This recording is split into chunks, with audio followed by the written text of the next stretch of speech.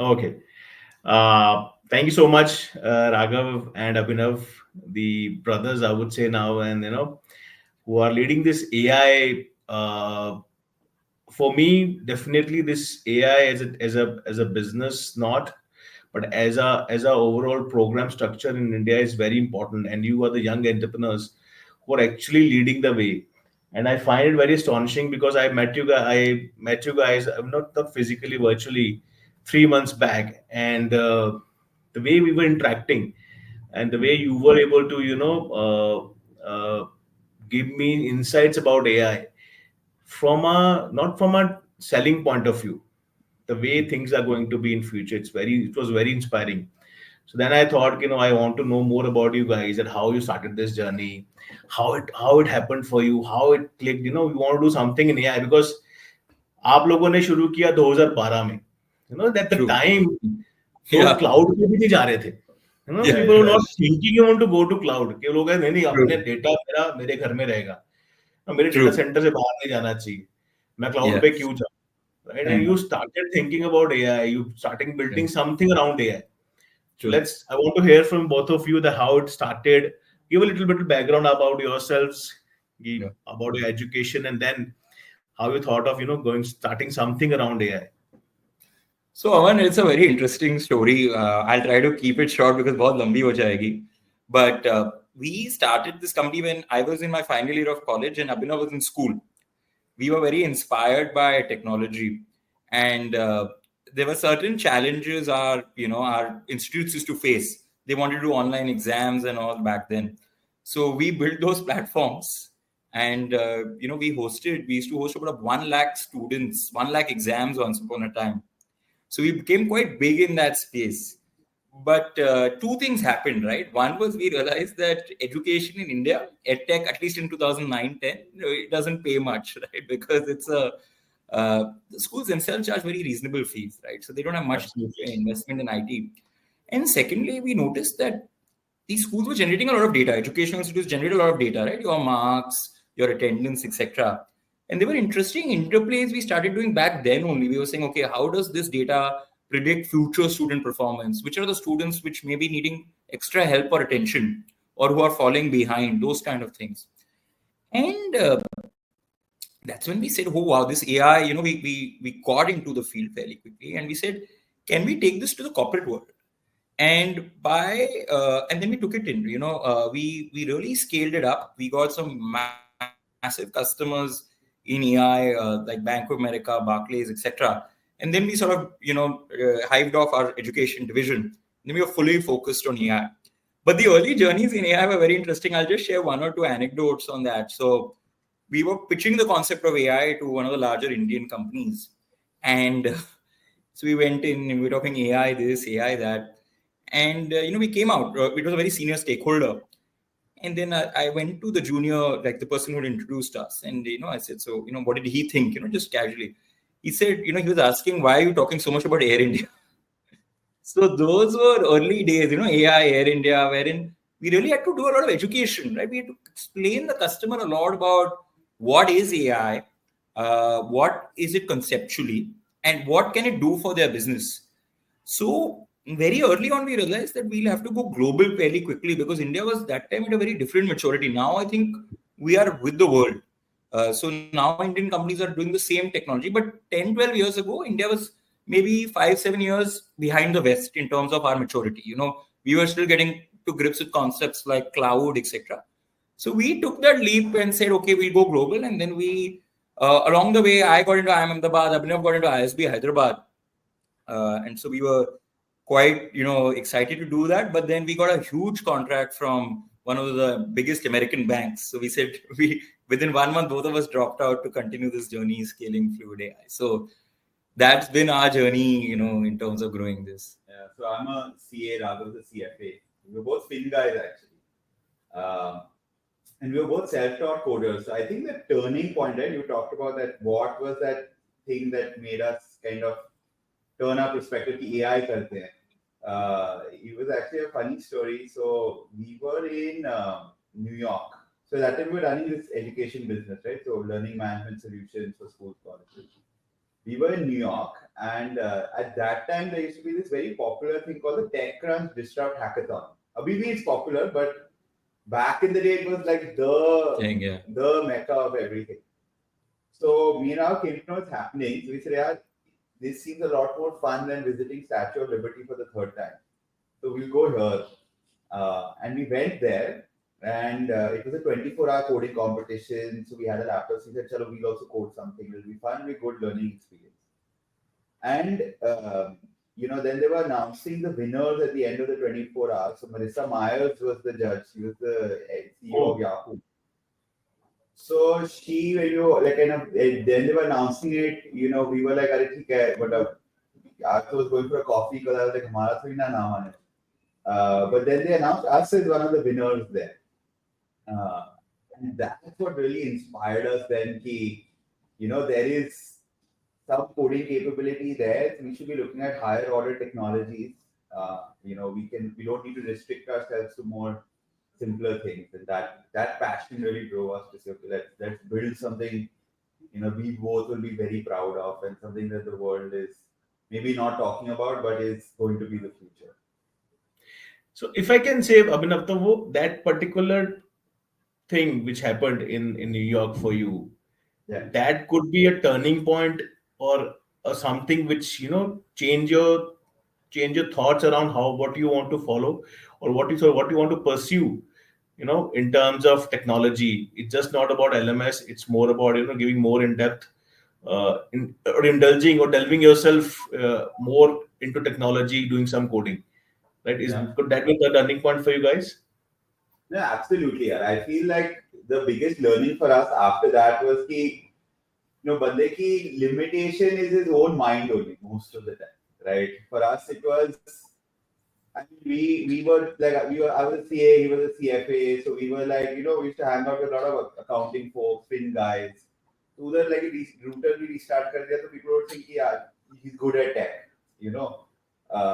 So we would also think we're okay, but the world out there is they're doing phenomenal stuff in tech, and we've not even done engineering, so where we'll be able to compete with them. So we kind of our own mental limitation was that.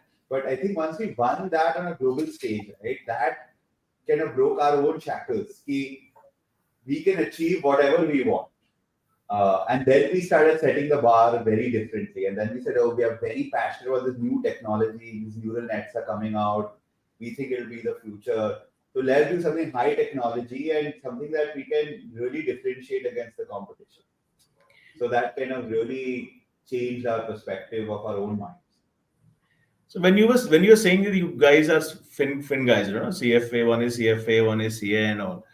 So going into technology, so I would love to know what was the first language which you have learned, because I'm being a computer science engineer, and during back in 2002, 2003ish, it was like we always start with C++. Right. Yes. Yeah. Oriented language. And then it moves towards .NET and all, VB and everything, right? And that they were, that time a lot of small projects and all around VB was, doing great. I mean, in small markets, it was there. Correct. But, which first language you guys have learned then? So the first Genesis brings back a lot of memories. So we wanted to make that, learning management web page where people can upload notes and, exam paper, practice paper. So now there used to be a thing called front page, like what WordPress is today. Microsoft front page used to be. It used to be part of Office. Yeah. True. So we created the first version of our website. We called exampapersonline.com, and then we created it in front page. Worked well, so students started coming. Then we were like, we want to add functionalities and all that. Users should log in. You should be able to do this and all. So we like, front page is not possible. So then we picked up a PHP book. And so PHP was the first language that we then started writing in. And this was in which year? This was 2008. So you started your coding journey was in 2008 only. Yeah, that's the first time. So literally to solve the problem, to build the website, right? To build the platform. That's what we learned coding from. We were literally learning like that. So PHP and at that time, I think YouTube also was not that big in terms of learning content. right? कुछ नहीं. We used to get those thick books, PHP for No, dummies, I and I remember I used to get that in my engineering. Yeah, and you would have to like go through them to figure out where you want the data, bro. Yeah, yeah. And I remember when you talked. I mean, I just want to share my one thing. With the first HTML script which I've written in Notepad, Right, yes. and correct, then yeah, saved it as HTML and ran it Yeah, as a website. yeah. correct. It And was you the open it first in the time browser, right? Yeah, yeah. And now it was in that is 2003, I believe. like now these cool editors and all are there. That time Notepad, say Notepad plus plus was that migration. Everyone was like, oh, new coding editor. And look at the journey now towards technology is now, I mean, the transformation from that writing a script and then now writing in a normal language that I want this particular website with these, features and contents and this many pages. These are the pages which I want. It creates for you. That's the power of technology now. And you guys are working around the same technology which you are doing. So when you started, when you tell me about now a little bit about Fluid AI, how that name cracked in your mind? Why Fluid AI? It's very interesting to know. And secondly, uh, so when you thought of building something around AI as a product, right? How that began?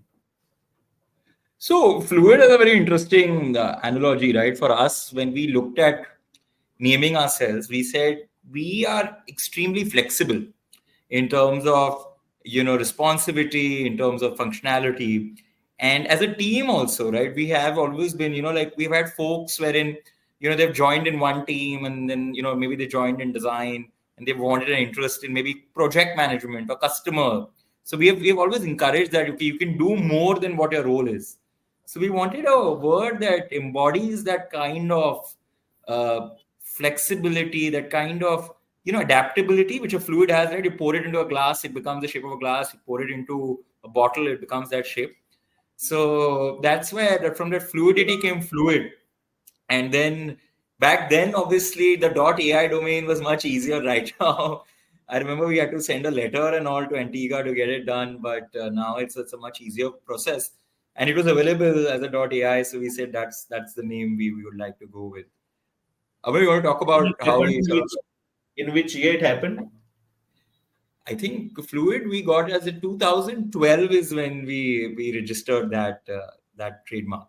And domain. Yeah. And how many people were there in your team that time? I think how big were we back in 12? Small, yeah. I think it was just me, Raghav, and couple of folks. Couple, yeah. I think we were about, yeah. So now I want to know that story, and when now I think you are not couple, Yeah. more, right? Yeah. So now the phases of leadership started changing, doing Yeah. a hardcore technology by yourself, Yeah. transitioning your role to more towards coaching, mentoring, becoming a leader. Yeah. What were your inspirations towards these journeys, these steps? Have you followed anyone? How you handle the challenges of handling people? No, I think that's an interesting journey, right? So as soon as the scale hit, right, I think one thing was clear: what got us there won't take us ahead, right? Because obviously that time was sort of really, to borrow some of the popular terminology, on founder mode all the time, right? Everything is sort of coming to you, escalated up to you. You're involved with everybody. So I think gradually what we realized was two things, right? One is if we can give everyone the right KPIs, right, and we can constantly keep on monitoring those KPIs, that really sets the ship in order, right? Because what happens is a lot of times there's so much to do in a company and in a startup environment that, folks are just reacting, which is not the right way to do this, right? You have to have a proactive sort of mindset at the team level. So for us, that journey sort of really, and it's gone much deeper now. It's been a lot around analytics about not just like okay, your traditional analytics. Okay, how many users on our platform? What are they doing? But about our people as well, like in terms of what is their productivity, what are the number of tasks they're completing, where are the roadblocks in a system. So we go deeply in terms of analyzing team structures, productivity, all those kind of things. And we're grown to do that. And second part is really hiring people who are very passionate at one end and people who have the knowledge at the other. So we have a resume blind process wherein we don't from a tier 2, tier 3 university. But we have a set of challenges in, some of these are AI administered challenges also now as we have grown, which allow people to sort of say, okay, regardless of your resume, show us what you got, show us how fast you can learn. So we used to do this test a couple of years ago. We used to give people Rubik's Cubes in the interview, and we would give them the internet. And we would say, solve this using the internet. We don't care whether you know it, you don't know it. Because everything's available, all the information's out there. But how fast can you learn, relearn is important to us. Learn, that really helped, right? Because those people then have really taken forward what helped us.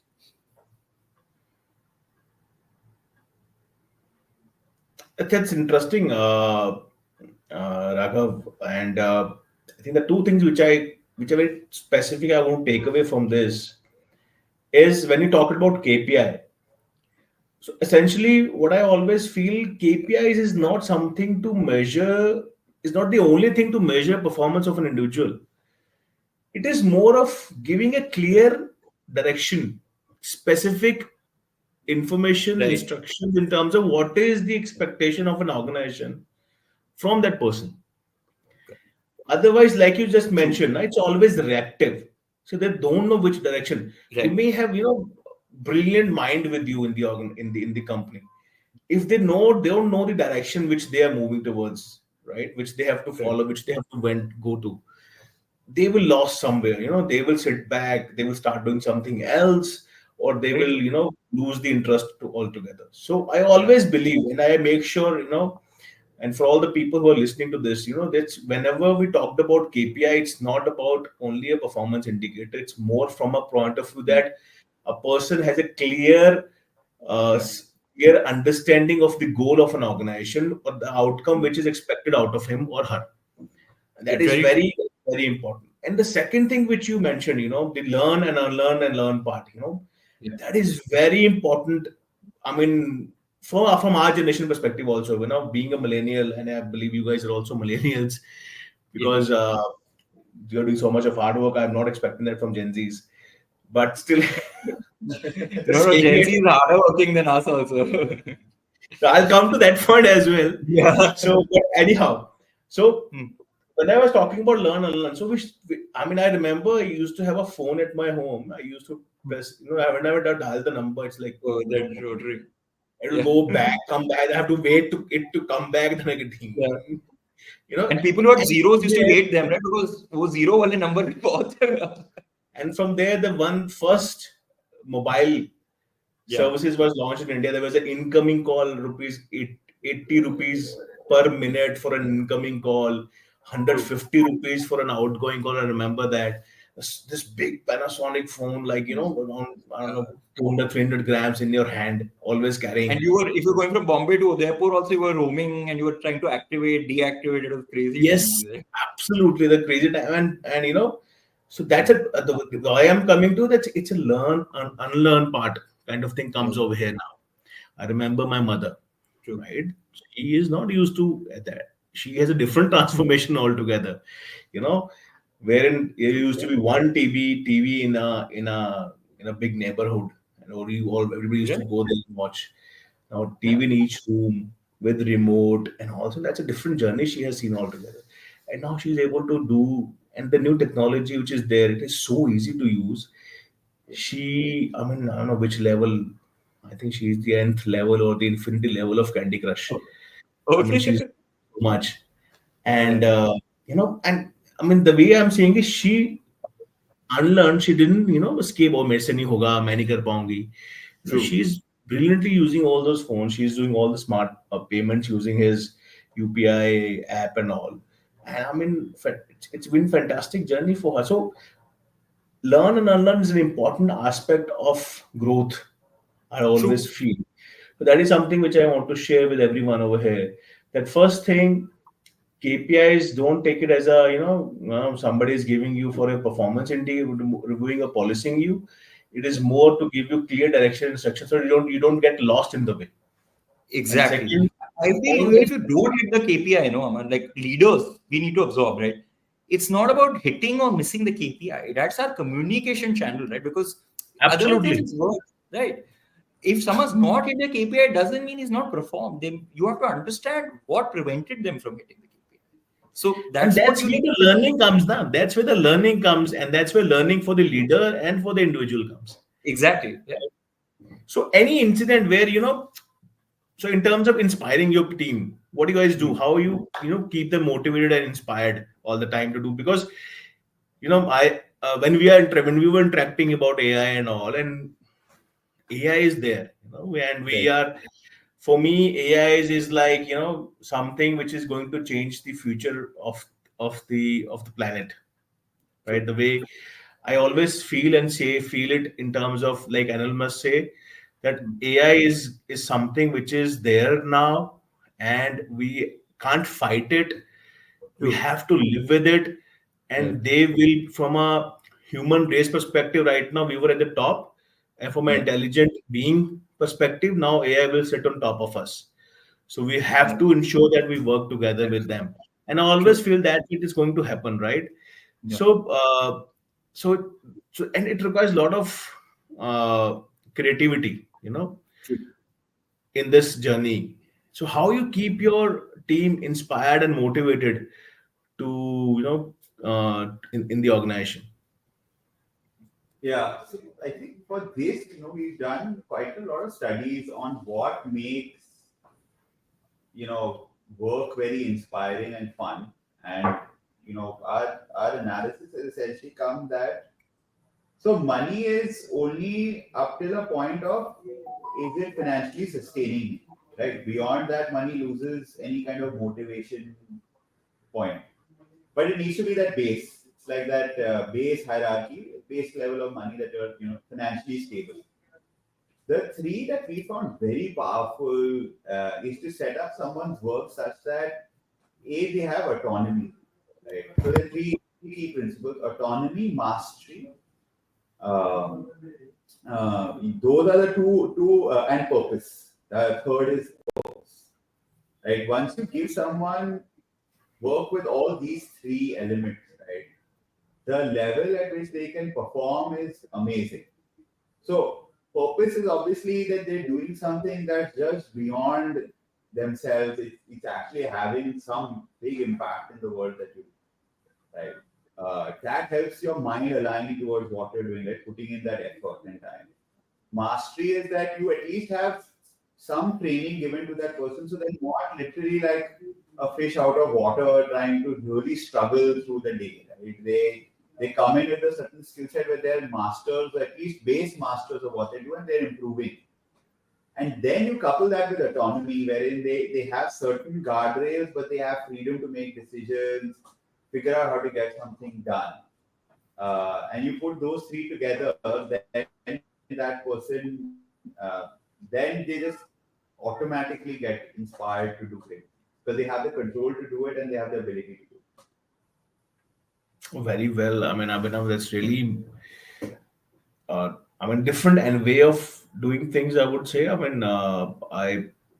It's something which people can learn from, right? So, and I feel that the one piece with respect to mastery, which you have just mentioned, that is something very important, and that is important for you as a leaders also, right? To remaster yourself, or to relearn, unlearn and learn new things again and again, because you work with millennials and now you're working with Gen Zs. There's a different whole. I'm not saying in a bad way, because, Mm. but in every generation has a different way of reacting to things, right? And that's what we feel. I know the way uh, parents react to things. If I can put it in some kind of an example analogy, is, if there is an accident happen or something we miss or lost, they react in a different way altogether. For them, it's like, something valuable which is close to them has been lost. We as a millennial generation, we are may not be too attached to materialistic things. We always feel, okay, something is, no worries, we'll again do it.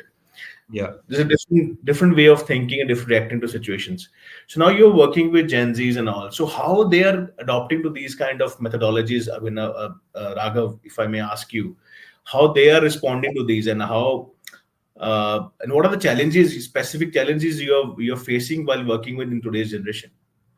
So, Aman, I don't know. I have a very different perspective on Gen Z. I think this generation is phenomenal in terms of one, but autonomy is needed. So, I think when Abhinav talked about AMP, right, autonomy, mastery, purpose, they really need autonomy and mastery, purpose, A and P, right? I Absolutely. think maybe our generation and the generations before us, even if we didn't give it autonomy and purpose was also hazy, as long as there was mastery and, because the world and the country were at different points of time, right? We were coming out of scarcity. Now India is looked as a leader, right? Reverse brain drain and all those things are happening. So, as leaders, I think we need to provide this. When you give a Gen Z autonomy and you give them purpose, I think they move heaven and earth to get it done, because this is truly digital first, right?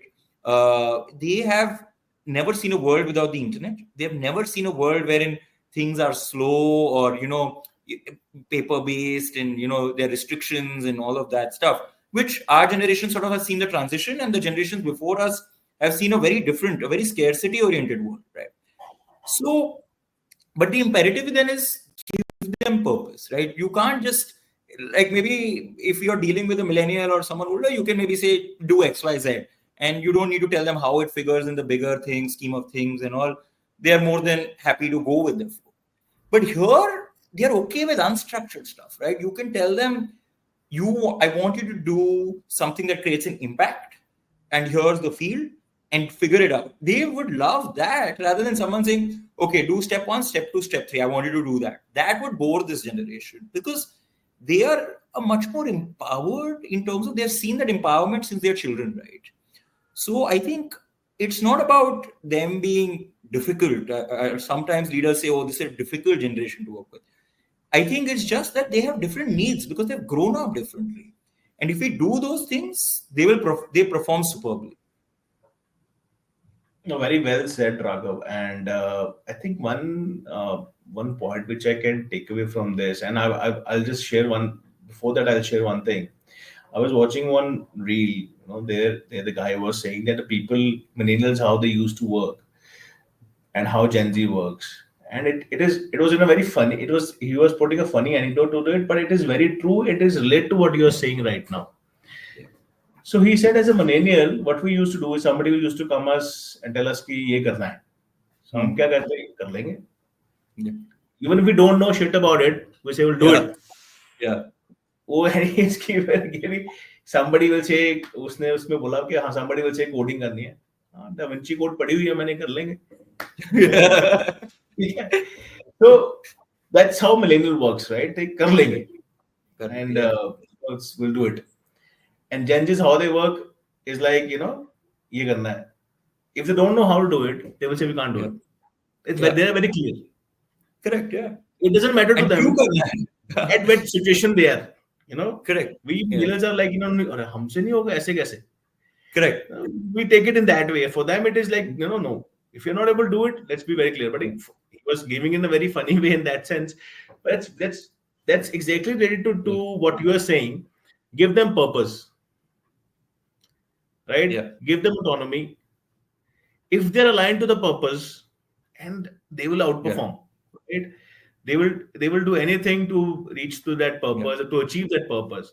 And that's very important. I mean, and that's what I see in today's kids as well. My elder one is, again, he's Gen Z, and I guess I feel that change of generation gap with him, and that's I tried to do. But as a parent, it's always sometimes very difficult to make your child understand new. You have to find new innovative ways of doing that. But it's very important what you have said. People who are listening to this, who have they're talking now, Gen Z is maybe not able to work. That's not the reason they're not able to do something. That the reason is we're not giving them we're not empowering them. We're not giving them the Exactly. clear goals, purpose. We're not Right. aligning that those goals with them. So that's very important that we achieve that, and that's very well said, Raghav.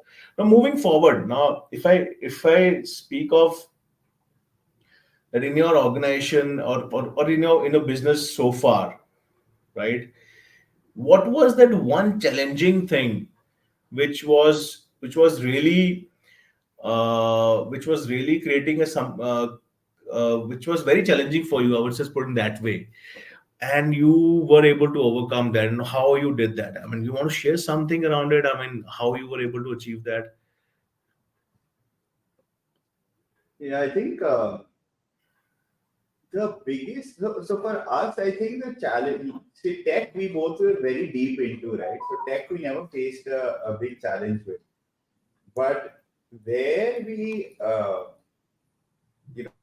one of the biggest things while growing the business and kind of making a team, right? I think the bigger challenge comes in understanding, when you're the younger company, you're doing everything yourself. You're very involved in the weeds and getting things done. And then as you grow to a certain level of organization, you suddenly have to change the way you work, which is, you delegate and you get things done from other people. That transition was very hard. But after the step after that is something we didn't expect, which we realized is that, you reach a stage where you're so used to delegating everything that you almost at another level of scale have to come back in and get involved in the weeds sometimes. Like there was this very interesting story from Mr. Aditya Puri had, once told me this. So I was this, how do we motivate the guys to do? Sometimes you delegate them, they think, sir, nahi ho raha, it's very difficult. He was like, he had this one in ETFC, they had this one division where they were selling this kind of product in a particular region in Mumbai. And that western region wasn't running at all because the sales weren't happening. You would keep following up with the manager and you'd say, sir, main kar rahi hu, but it's not happening. The numbers are not showing. So he literally one day went in, took the salesperson's call, like wherever he's going to visit, visited himself on the shop floor, went down and sold the products.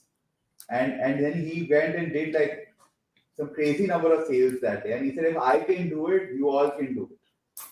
Right. And from that day, the level of which that team ran and then the Western zone always hit their numbers. So he said, sometimes you have to get in the weeds and show the people also. Once you reach that level of organization where everything is dedicated and there will always be some gaps somewhere. So I think that balance of constantly knowing when to delegate, when to get involved, when to let people do it themselves. And that is very, I think, the most critical challenge we found as we kept scaling to different levels. Yeah, it's almost like, and this whole founder mode discussion is going on right now, right? There's a time to turn it on also, right? You can't just, in fact, there's another book called The Hard Thing About Hard Things, Ben Horowitz. And he literally talks about it, wartime CEO versus peacetime CEO, right? Peacetime, you sort of, you're process-based and let the teams figure it out and get back up. And then there's wartime, wherein you're like literally in the weeds with your team. You're leading from the front. You're like, show me where the challenges are. And I realized it's not even that clear. There's wartime and peacetime. I feel that parts of the business where there's wartime happening, there are challenges. There are things where your team needs you to lead from the front, and there are peacetime parts of the business where things are settled, where your team needs to build the structure, get it back up to. So turning that mode on and off in different parts is something you need to train and learn for. And I believe that's something which you will learn with experience, right? And like you just mentioned, it's a balance. It should be maintained. The very first thing I remember, Aga, when you shared, that how you're managing things and how you're moving. The very first question which I asked you, where you talked about reviews, how you're constantly reviewing, giving the KPIs and reviewing the team. So that is very important. Where you are then into the system at some level, you're not actually into the hardcore system. You have empowered your team to do certain things on their own, but you're just reviewing, okay, everything's going fine. If there's any challenge, so that you can, get into the things a little bit, help them solve it out. True. And once it is done, again, move out of that circle, let them now do the things on the way they're supposed to do. and that's very important in today's world, and which is something was missing earlier, right? I always feel being part of the of different organizations and all. I always felt that that is one thing which organizations do talk about a lot, but it is somewhere or somehow is missed, True. right? Right, and in a sense that talking about empowerment, Yeah. for your people, uh, in your vision, in your culture, that is one aspect, but actually following it is something Yeah. which is always tough, right? Because when you come to the corporate culture, so that time everybody is trying to save their asses, that they're trying to save their skin, how they can don't take, if something is going good, that is something they Yeah. are doing. If something is Correct. going bad, Yeah. somebody else is doing that, Yes. right? Yeah. If Yeah. somebody is coming standing out of the thing, then that's pretty, and it's there in Yeah. every organization. I've been there Yeah. in New Zealand in 3 years, and I've seen that culture over there as well. Yeah. Any That's human endeavor has that, I feel. Yeah. in every big organization once they turn. So Yeah. I remember one interview of Steve Jobs, right? Okay. He talked about that why Apple failed. Hmm. So he said that when we started becoming very big, and we then hired a lot of management people, Hmm. and management people who were really good in management, Hmm. but they were not good in other things about product, creativity. They were not good at that. Hmm. For them, it was always numbers or time or schedule, Yeah. right? So they were good in management, but we never needed that, Correct. which tends to, the very essence of Apple was, creativity, innovation that got lost. So that was the Yeah. time he left the organization Yeah. and started Pixar, I believe. And then Pixar when and he next. came back, Hmm. if you've seen the movie Jobs, he shunted off all the board members. He removed all the Yeah. board members, make the structure very lean, Yeah. right? And that's the way he handled it, and look at the other way. And he also shared a similar thing about IBM. That Hmm. IBM, that time IBM in the initial computer days was huge. They were True. having mainframe computers, supercomputers. They were doing for the defense of US defense and all. Great, people with great people. A lot of technology things are going on with them. Sooner they become big, they moved Yeah. from because IBM was a product company earlier. True. They moved from a product to service company, consulting Yeah. and services. So that time they lost, their sense of innovation. Earlier into IBM to gives lot of there were all the innovations about keyboard, having a Yeah. PC. The first Yeah. PC was there from IBM.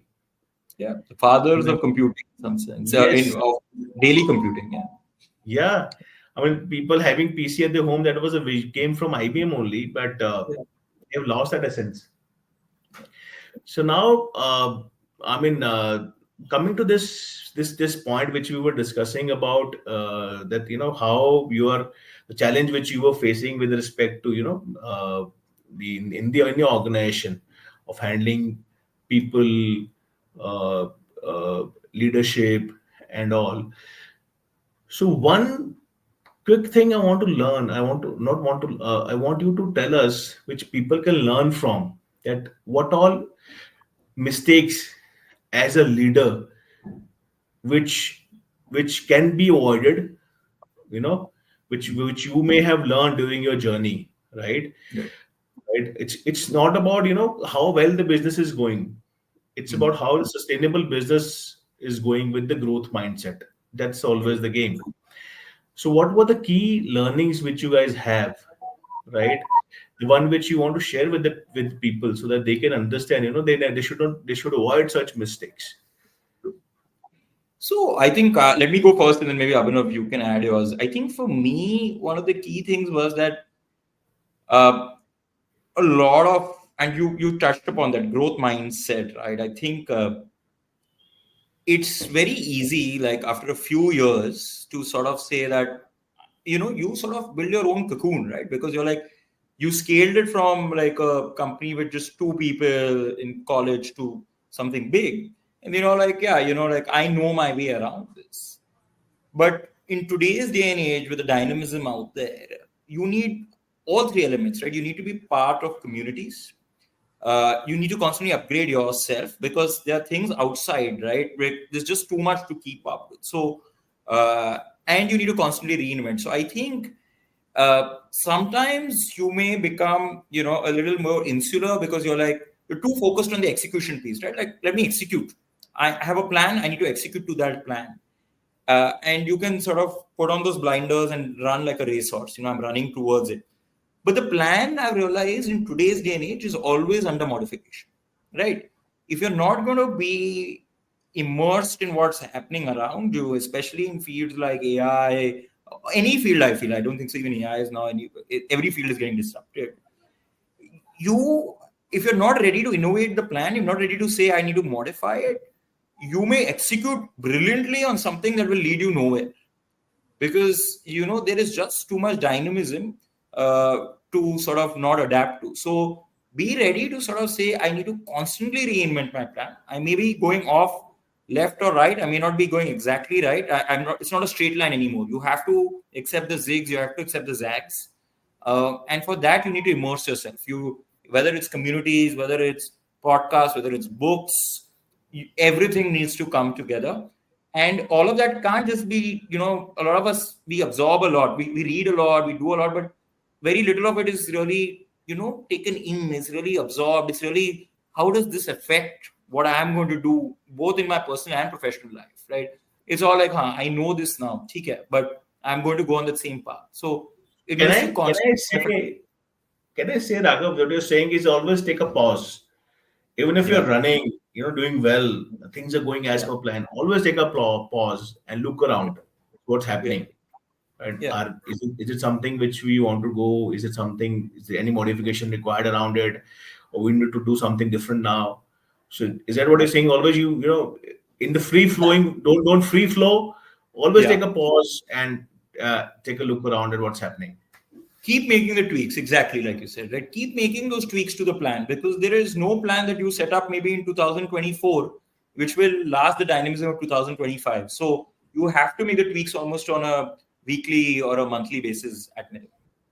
Fair, fair. Abhinav, would you like to add something to this?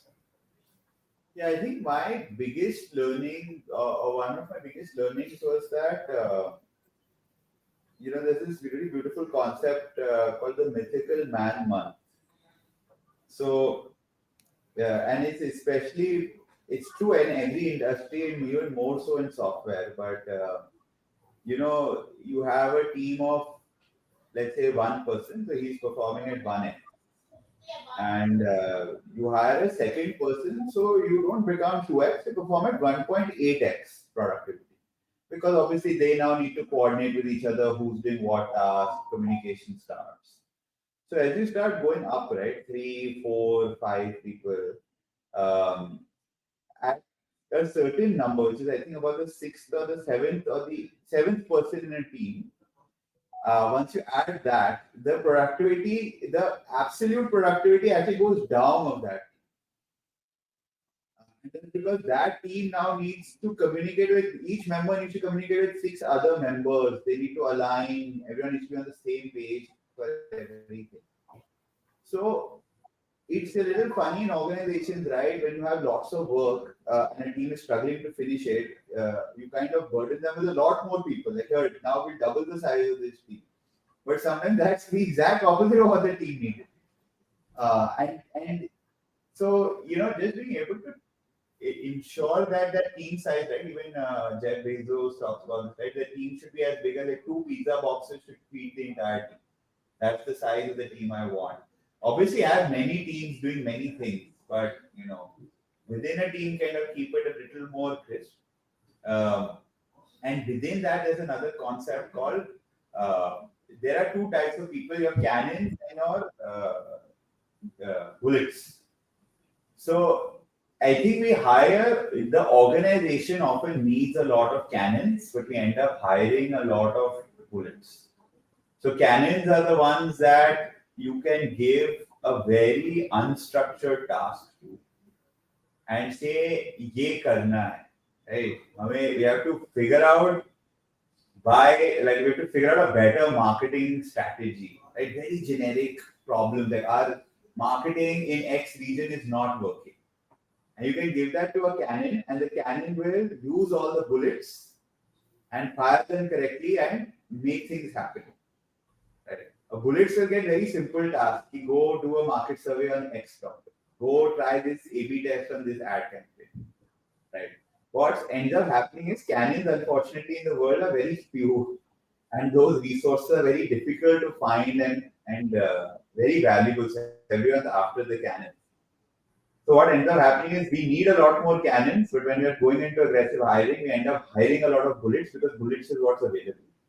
And there are even more bullets standing saying, where do I fire, what do I do? And there are very less cannons telling. I think the focus is to try and build your team with a lot of cannons so that you can scale a lot faster and your bullets get used a lot better.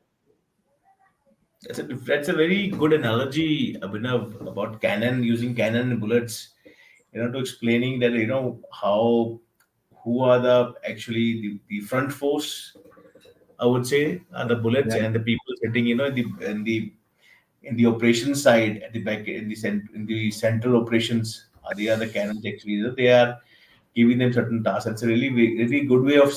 That's a really great analogy, and it's a different analogy of I've heard in 18 years.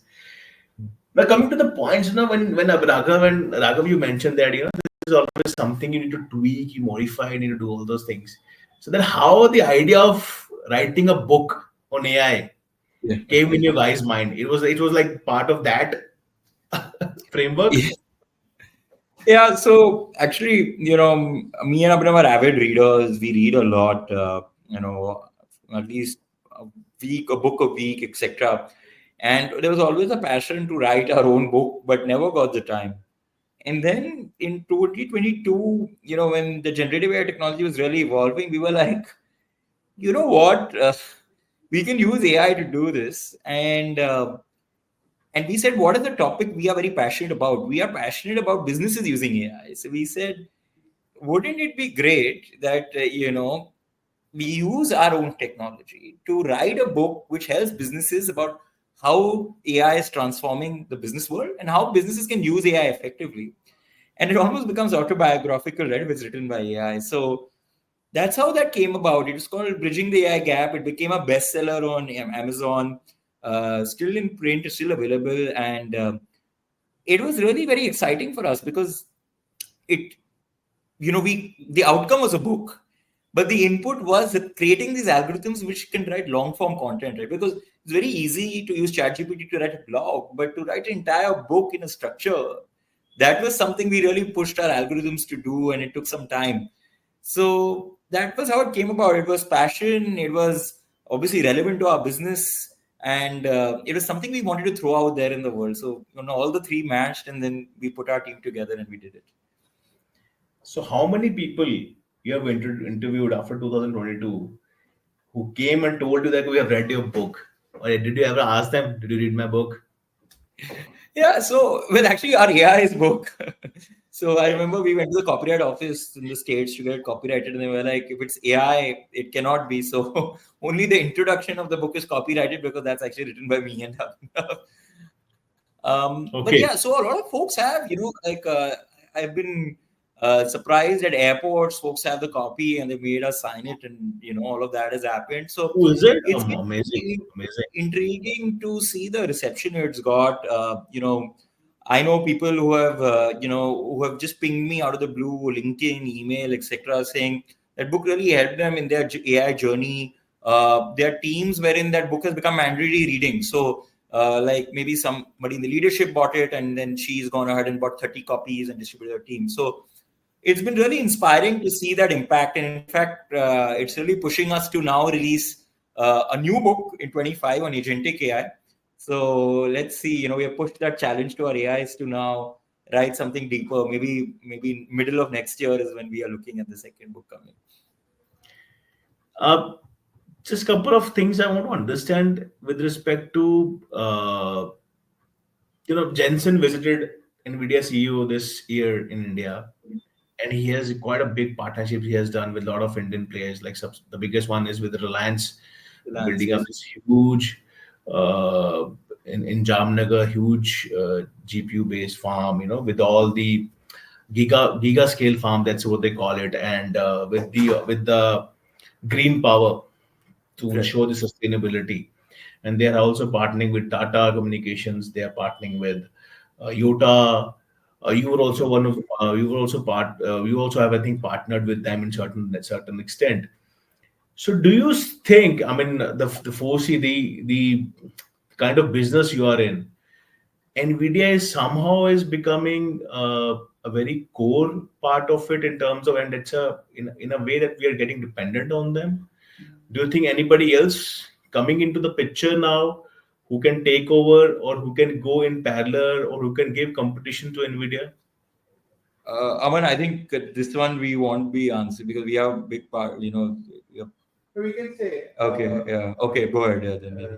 I think it's not. Yeah, Yeah. yeah. I think the higher level thing that we can say is that. So I think definitely, Nvidia as a player has done some amazing things, right? And they're the leaders in the space. So we also partner very closely with them. So at a higher level, I think at the moment, uh, they are the ones that are there that will are driving the future. Yeah, and I think the innovation Nvidia has done is amazing. I think they have literally built the GPU, which is the core of all of this, right? It's from scratch. Like that entire industry has come up in the last 30 years, and Nvidia has, not only done the hardware side, but a lot of work even on platformization of this entire technology. That's entirely, their That's a brainchild. Nemo platform which they have. That's really good. I mean, it's really good and Even really CUDA, right? CUDA is also, yeah. And I'm just waiting for that Blackwell, the new that chip, GPU. oh, that's gonna be amazing. Yeah, yeah. So in I don't fact, know when it's gonna be fully fledged functioning, but it's gonna be amazing. The kind of yeah, Nvidia. transition they are going to, the transformation they are saying it's gonna bring. I mean, it's gonna put Correct. things at a certain different level, right? Yeah, yeah.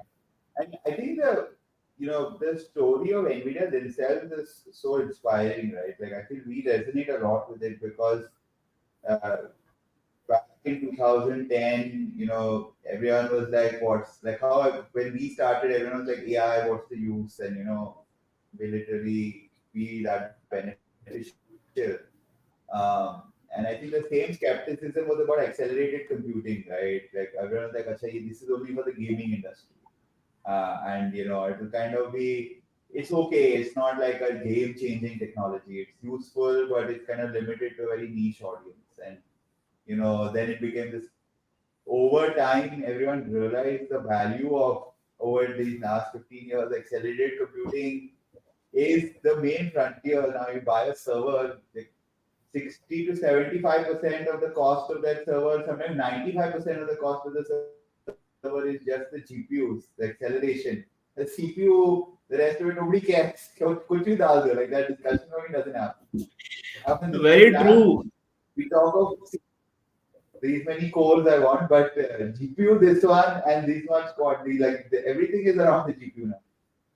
So it was like, I mean, I remember we used to know, okay, 2 GB का GPU ले लेते हैं Nvidia का, it is good enough to play a Yeah. game. There was a lot of game at that Yeah. time. So वो खेलेंगे उसके ऊपर. And now the way GPUs are, it's not into they're not into only to gaming. I mean, say they're into actually hardcore business from a medical to manufacturing, right? Everything. Yeah. And that's really amazing the way they and Nvidia was the first one. I like Nvidia is and I would always say Nvidia is Amazon. Like Amazon was the first Very one true. to tap that cloud synergy, right? Exactly. They were doing something for themselves, and then they realized it's a problem. It's a problem for everybody.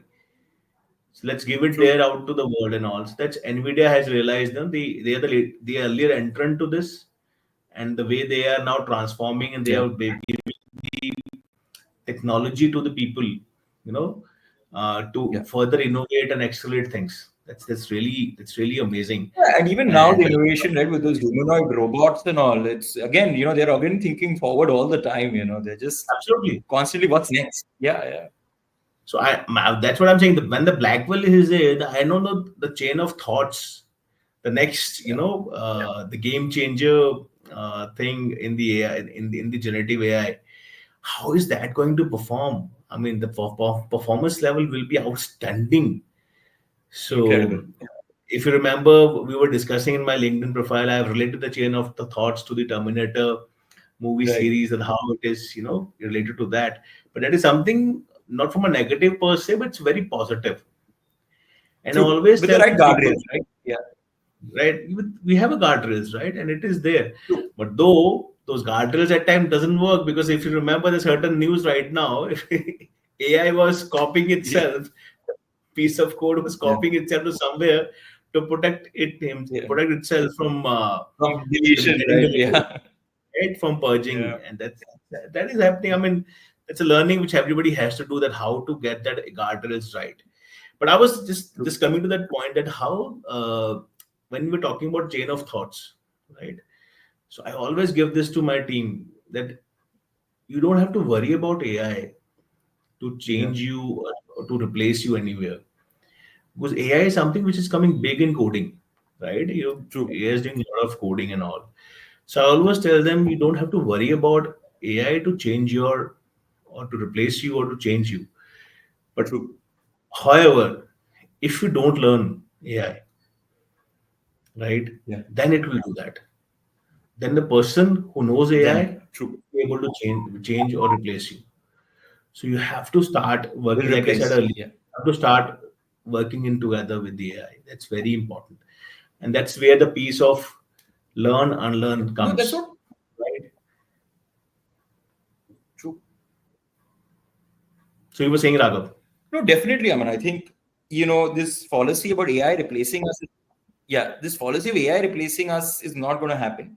You will probably be replaced by someone using AI, and that someone will most probably be you. You just need to be ready for the learn unlearn process, right? I think Absolutely. 99.9%, if you are upskilling yourself with AI, at least in the current generation, I don't know what happens maybe 50 years from now, you will be replacing yourself as a more productive and efficient personality in your respective job. So in your organization, if I would say, right, the kind of work which you're doing, how much percent of AI you are using to get that work done? Yeah, I think, you know, almost a, very large percentage of, on literally what we've been doing as a firm has been like, okay, automating and speeding it up, which has been great, because, we reached a stage where we're not needing to bring in so many people for every layer or task, and we're bringing in a lot of automation through just making the people productive. Like, we literally have a system where we're like, anything you find boring in your current job, uh, automate it using agentic AI. And that's so beautiful, right? Because suddenly you go into the workplace and you're like, I have no boring things to do anymore, right? Or at least the percentage of boring things that I have to do is drastically reducing very fast. And I think that's a phenomenal place to be, for just even making it a better place to work, right? So everything from the way the teams code, the way we architect, the way we document now, the way we market, the way we generate a lot of videos. We now even have a AI influencer called Aisha Neo, where the way we talk about ourselves, all of that, a lot of it is now being assisted by AI. In fact, our AI also do a lot of treasury management for our firm. So, fund management, ideas, where to invest, what to do with the capital. So, in areas we thought it wouldn't be ever leveraged, it's starting to now impact the firm. And I'll just, I don't know whether you will be able to give me some numbers in percentage, but I'll share it with you. So we're using this generative AI in my with my team, and they are able to reduce their workload by 60 to 70%. Yeah. So now they are able to innovate more. So they are getting away with the board stuff, which are, like you said now. So they're not doing the board stuff now. They now Yeah. Yeah. creating more and more new things, and that's Yeah. how it is. But it is always a change management which is required for such transition, because there are people who are really good at something, right? Yeah. And if they see something coming in who can do the equivalent amount of work the way they are doing, they see it as a threat, Yeah. right?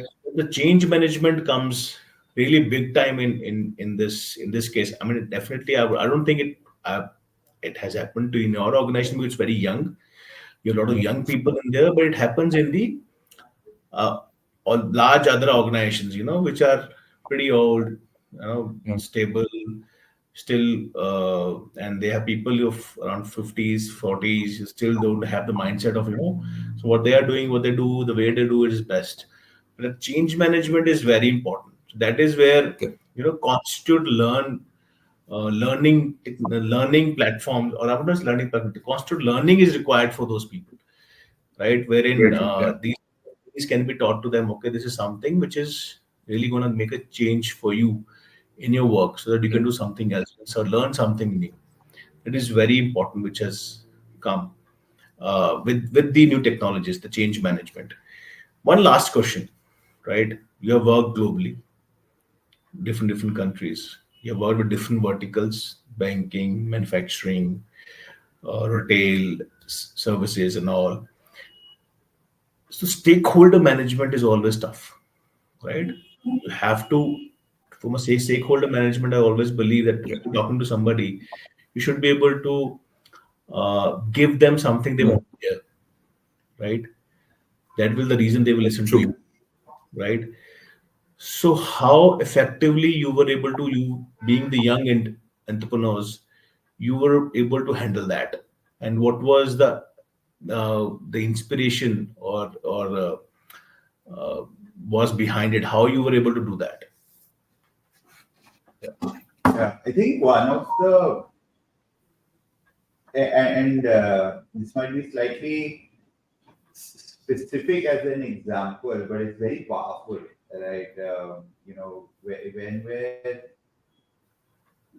looking at any kind of stakeholder, right, in any kind of organization, bringing an AI to these stakeholders.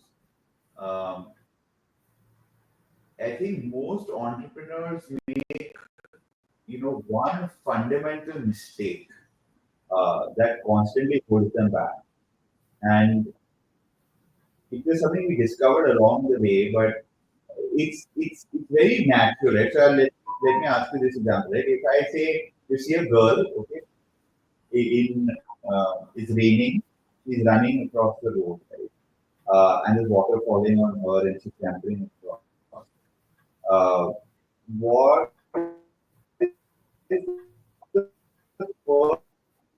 first thought that she if someone was to ask, right? What is the first thought that runs into someone's head is, oh, she needs a raincoat, she needs an umbrella, right? That's the first thing that everyone thinks. And that's because everyone is thinking from a solution standpoint, right? But when you start thinking from a what problem standpoint, right? And these are all nouns, right? Raincoat, umbrella. We start thinking in verbs. What does she really need? Right? She needs to be kept dry. Uh, maybe she's having fun. So like maybe it's not even a problem we're looking at solve. So then you start thinking of solutions, right? When Sanya says she needs to be kept dry, she could be doing school from home. She could have a different mode of transportation. She could do suddenly the solutions that you think of go up many fold. I think the biggest problem everyone has is they go to stakeholders and they say, hey, here's my raincoat solution, right? But they don't even understand the problem that they're solving for. And once you start readapting your mindset with any stakeholder to saying, what are you actually solving for?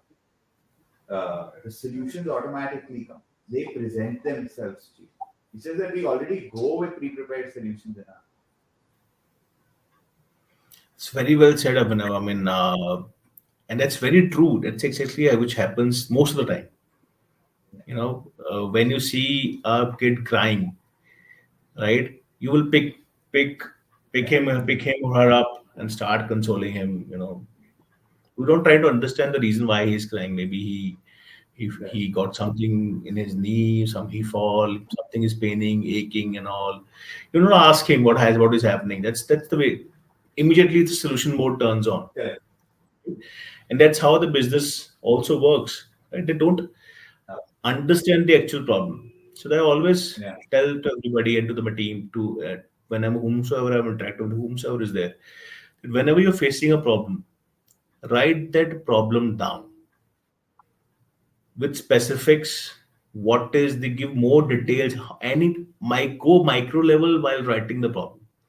Because when you go micro level, you are there 50 to 60% to resolve that there itself. You have reached that cross that barrier of solutioning. You've reached the 60%. True. Now only 40% is need to do. Because people don't understand the problem. They start, thinking, okay, solution क्या है. पर पहले problem को समझे हो Correct. आपके नहीं समझे हो, वो बहुत जरूरी Yeah. है. Go deep. Yeah. Yes, delve deep. I think it was great, yeah, great interacting with you guys. I mean, there's a lot of things which we can discuss upon, but that's a different story altogether. But I think the one key things which you have shared is really going to stick around, and I'll definitely be there. From a leadership, entrepreneurship perspective, from handling Gen Zs. I mean, that's a different analogy which you have given altogether, the way you guys are managing it. I think people should learn from it. And I like the analogy which you have shared of bullet and cannon. It's really amazing. Giving a different perspective altogether. The people should the way they should think about the team structure. We need bullets. It doesn't mean we need to call cannons. We need bullets as well. We need cannons too, right? Correct. So we need to balance that out. It's really amazing. Thank you so much, guys, for coming on to the this small podcast of mine, and I really appreciate the time which you have given me. And I always believe that such kind of things in stories which people like you share can inspire more people around it to become self-reliant, right, and become inspiration for somebody else also. Thank you so much. All right. Thank you, Aman. Nice Thank you. Take care. Bye. Thank you.